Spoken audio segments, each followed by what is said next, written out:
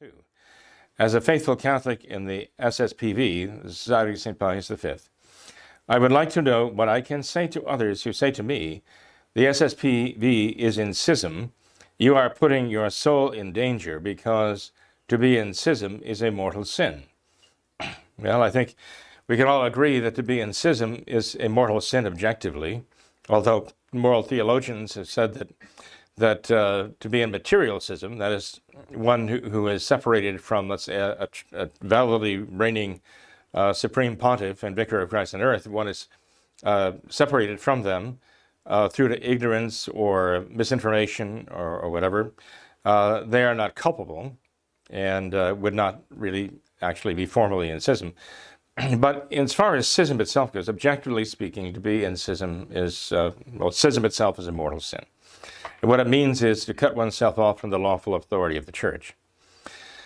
So we're not arguing about the rightness or wrongness of schism. Schism is wrong, and seriously wrong. The question really is the Society of St. Pius V in schism? Or is any traditional Catholic group, is any traditional Catholic priest, any traditional Catholic individual in schism? And the answer is, if they are following Catholic tradition, no, it's impossible to be in schism for following Catholic tradition.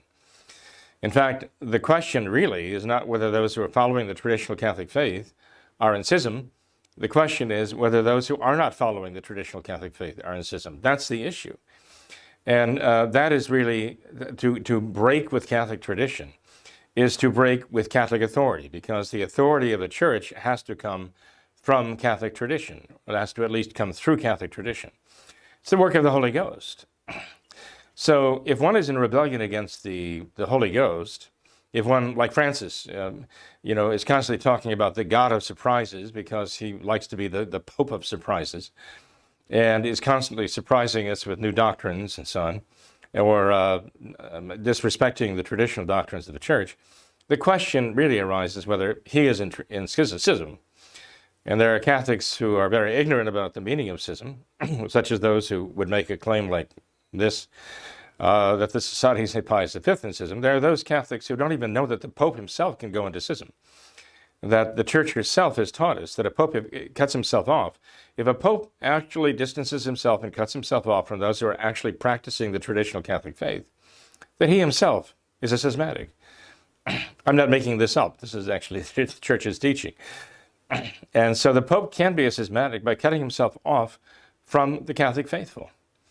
And to say that Francis has done that, actually repeatedly done that, certainly repeatedly threatened it, well, that's, I would hope, rather obvious to all who are paying attention by now, obvious. So in any case, I think they need to educate themselves on the meaning of schism and actually to apply it to the reality of the situation today.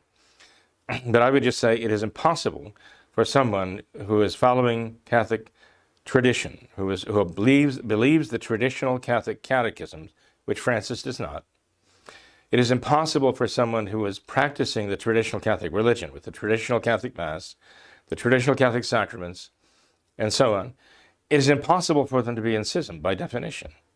And one who is not following these things is by definition in schism.